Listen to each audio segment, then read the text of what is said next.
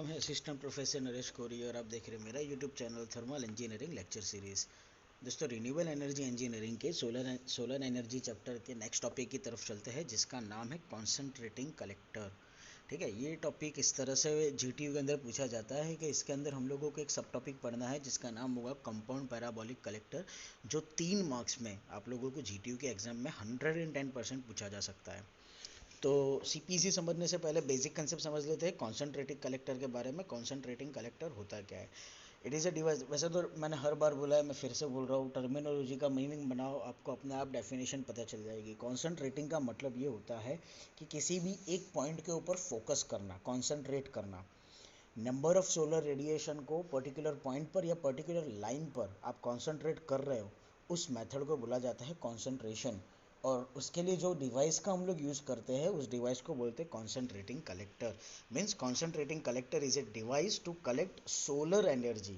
हमको solar energy को collect करना है ऑन पर्टिकुलर पॉइंट और you can say on particular line with high intensity of solar radiation. ऐसे सोलर रेडिएशन जिसकी इंटेंसिटी काफ़ी हाई हो। ठीक है, किसके ऊपर? तो एनर्जी एब्जॉर्बिंग सरफेस के ऊपर। मतलब क्या, ब्लैक बॉडी ले लो या ब्लैक बॉडी ले लो या तो फिर ग्रे बॉडी ले लो, जिसके अंदर आप, जिसके ऊपर आप लोगों को सोलर एनर्जी का एब्जॉर्प्शन करना है।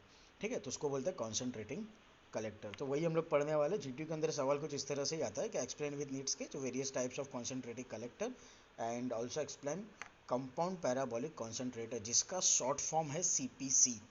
Capital C, capital P, capital C, इस तरह से भी आप लोगों को जेटीयू में पूछा जा सकता है। तो कॉन्सेंट्रेटिंग कलेक्टर की डेफिनेशन मैंने आप लोगों को बता दी।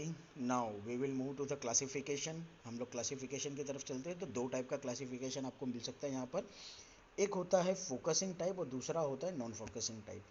अभी नॉन फोकसिंग टाइप कलेक्टर जो होता है वो फ्लैट प्लेट कलेक्टर का या फ्लैट प्लेन कलेक्टर का एक मॉडिफिकेशन है, जो मैं आप लोगों को आगे नेक्स्ट में समझाऊंगा। ठीक है, फोकसिंग टाइप कलेक्टर अगर होते हैं तो उसके 2 क्लासिफिकेशन होते हैं, line focusing and point focusing. अब लाइन और पॉइंट फोकसिंग कलेक्टर के भी सब क्लासिफिकेशन है। लाइन फोकसिंग कलेक्टर का क्लासिफिकेशन बनेगा पैराबोलिक थ्रू कलेक्टर, फिर होगा mirror strip collector and the last one is Fresnel lens collector. ये रहा। ठीक है, ये रहा mirror and the last one is Fresnel. Line focusing के बाद में पॉइंट फोकसिंग कलेक्टर, उसके 2 टाइप होते हैं, पैराबोलॉइड डिश कलेक्टर और हेलियोस्टेट मिरर्स।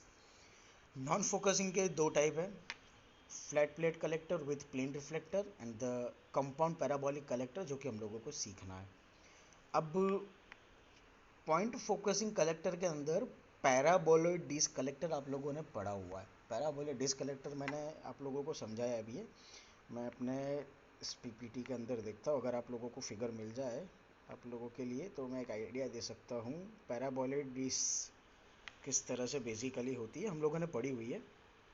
ये पायरोनोमीटर है, सोलर स्टिल, हाँ ये रहा। ये आप लोगों को दिख रहा है, parabolic dish concentrator type solar cooker. ठीक है, ये है हमारी पैराबोलॉइड डिश, जो पैराबोलिक शेप में दिख रहा है ना आपको। इस पैराबोलिक शेप के थ्रू हम लोग एक पर्टिकुलर पॉइंट पर सोलर रेडिएशन को कॉन्सेंट्रेट करते हैं। ठीक है, ठीक है, इसको बोलते हैं parabolic dish concentrating collector. Okay, तो टॉपिक की तरफ चलते हैं हम हमारे।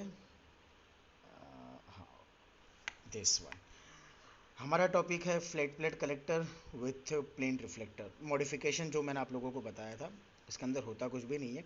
एक फ्लैट ऑब्जर्वर रखा जाता है, ठीक है, और रिफ्लेक्टर मिरर्स को जो है एक सर्टेन एंगल पर फिक्स किया जाता है। अभी जो आपका फ्लैट ऑब्जर्वर है वो आप लोगों के लिए कॉन्सेंट्रेटर का काम करेगा। किस तरह से? तो जो भी सोलर रेडिएशन आ रहे हैं वो बीम रेडिएशन हो कि डिफ्यूज रेडिएशन हो, अब जो सेंटर पोजीशन पर आ रहे हैं वो तो सीधे आपके ऑब्जर्वर के ऊपर गिरेंगे। ठीक है, लेकिन जो एजिस के थ्रू आप लोगों के रेडिएशन आ रहे हैं वो आपके मिरर को स्ट्राइक करने के बाद, जैसे कि ये रेडिएशन है, ये मिरर को स्ट्राइक करेगा और यहाँ से रिफ्लेक्ट होकर के आपकी ऑब्जर्वर प्लेट पर जाएगा। जनरली अब तक हम लोगों ने किस तरह से पढ़ा, जैसे कि हमारा लास्ट टॉपिक था उसके अंदर हम लोगों ने ये देखा था कि एजिस के ऊपर जो भी रिफ्लेक्शन होता है वो वहीं एब्जॉर्ब हो जाता है, या तो उसकी एनर्जी फिर वेस्ट हो जाती है। अब यहाँ पर क्या हो रहा है, मिरर की वजह से आप लोगों का जो रेडिएशन होगा, सोलर रे, सन रे होगा, वो रिफ्लेक्ट हो जाएगा मिरर की वजह से और जाएगा सीधा एब्जॉर्बर प्लेट पर एट सर्टेन एंगल। हम लोगों को पता है कि सन रेज मिरर से स्ट्राइक करने के बाद कुछ एंगल के ऊपर वो मूव करता है। तो ये तो एक बेसिक फंडा है जो आप लोग अपने स्कूल के टाइमिंग में भी पढ़ चुके हो कि लाइट रेज होती है, सन रेज होती है, वो मिरर से स्ट्राइक करने के बाद में रोटेट होती है इन द सेंस कि कुछ इंक्लिनेशन एंगल के ऊपर वो मूव करती है। वही फंडा यहाँ पर है जिसको नाम दिया मॉडिफाइड फ्लैट प्लेट कलेक्टर। ठीक है, हमारा मेन टॉपिक है सीपीसी, कंपाउंड पैराबोलिक कलेक्टर। तो कंपाउंड पैराबोलिक कलेक्टर के सबसे पहले मैं आप लोगों को डायग्राम समझा दूँ। ये है हमारा ये है हमारा कंपाउंड पैराबोलिक कॉन्सेंट्रेटर या कंपाउंड पैराबोलिक कलेक्टर भी आप लोग इसको बोल सकते हो। As you can see from the diagram, हमारे पास में दो पैराबोलिक मिरर होंगे। This one is the first parabola, this one is the second one parabola mirror. इसको नाम दिया है पैराबोला ए, रिफ्लेक्टर है, पैराबोला बी रिफ्लेक्टर। रिफ्लेक्टर इसीलिए क्योंकि मिरर है, यहाँ पर जो भी सनरेज स्ट्राइक होंगे वो रिफ्लेक्ट हो जाने वाला है। ये है हमारी एब्जॉर्बर प्लेट जिसको आप लोग रिसीवर भी बोल सकते हो। ये है हमारी ट्यूब्स के जिसके अंदर हम लोग फ्लूइड को सर्कुलेट करना है और यहाँ पर हम लोग हीट ट्रांसफ़र करके इसको गर्म करेंगे। यह है आपका फ्लैट एब्जॉर्बर। ठीक है, now let's consider that the diameter of your parabola, मतलब कि दो पैराबोला के बीच का डिस्टेंस जो है वो है कैपिटल डी। ठीक है, height will be capital H. Okay, हम लोग इसके ऊपर एक ट्रांसपेरेंट ग्लास रखेंगे या ट्रांसपेरेंट कवर रखेंगे। क्यों रखेंगे वो आपको पता है, ताकि आप लोगों के सनरेज इसके अंदर ट्रांसफ़र हो और एयर टाइटन बॉडी होगी ताकि जो भी एनर्जी अंदर आपकी जनरेट हो रही है वो बाहर जाएगी नहीं। अभी सीपीसी, कंपाउंड पैराबोलिक कॉन्सेंट्रेटर का टेक्निकली सबसे मेन पॉइंट ये है कि पैराबोलिक कॉन्सेंट्रेटर का जो एक्सेप्टेंस एंगल होता है वो काफ़ी बड़ा रखा जाता है। एक्सेप्टेंस एंगल होता है 2 थीटा मैक्सिमम, और इसको मेजर किया जाता है D plus small D divided by H. Small D क्या हो जाएगा, तो जो आपके पैराबोला है उसके एंड पॉइंट्स जो होंगे उसके बीच का डिस्टेंस। कैपिटल डी क्या होगा, जो आपके पैराबोला जहाँ से स्टार्ट हो रहे हैं, मतलब कि जहाँ पर हम लोगों ने ट्रांसपेरेंट कवर लगाया उन दोनों के बीच का डिस्टेंस। और कैपिटल एच क्या हो जाएगा, तो आपके हाइट, सीपीसी की हाइट। अभी एक्सेप्टेंस एंगल्स किस तरह से रखा जाता है, देखो कोई भी एक रिफ्लेक्टर या तो फिर पैराबोला का ऊपर का एज यानी ऊपर का एंड पॉइंट, उसको इस तरह से एडजस्ट करना है कि दूसरे पैराबोला के बॉटम के एज के साथ में वो एक इंक्लाइन सरफेस बनाए, मतलब स्ट्रेट लाइन पर, लाइक दिस वे।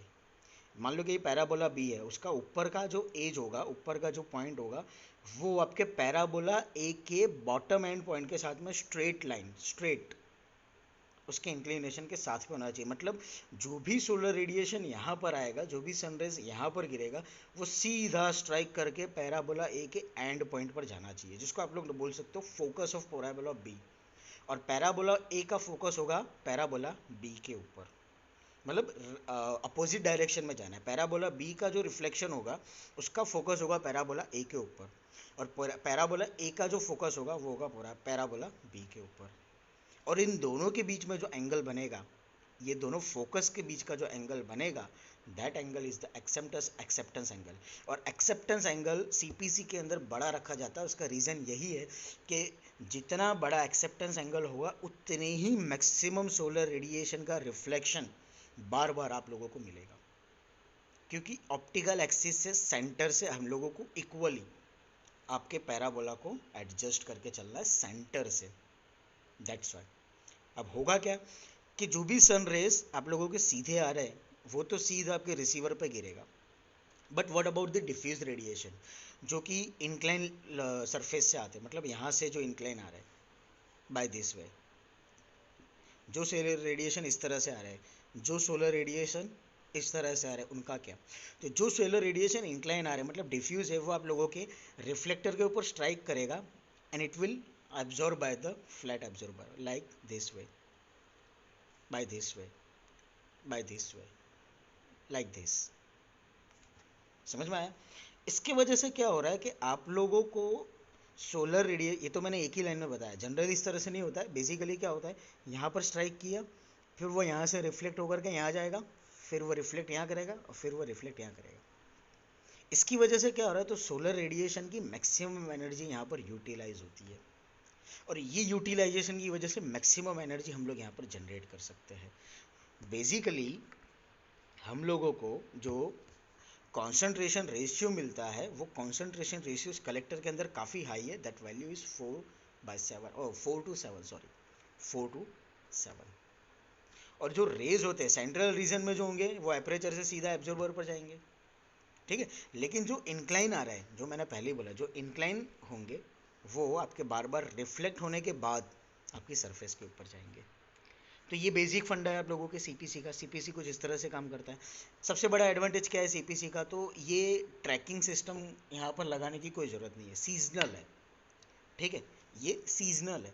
आप लोगों को खाली समर सीजन है तो उसमें जिस तरह से सन का डायरेक्शन होगा या मूवमेंट होगा, जब मैक्सिमम रेडिएशन मिलेगा उसके हिसाब से सिर्फ एडजस्ट करना है।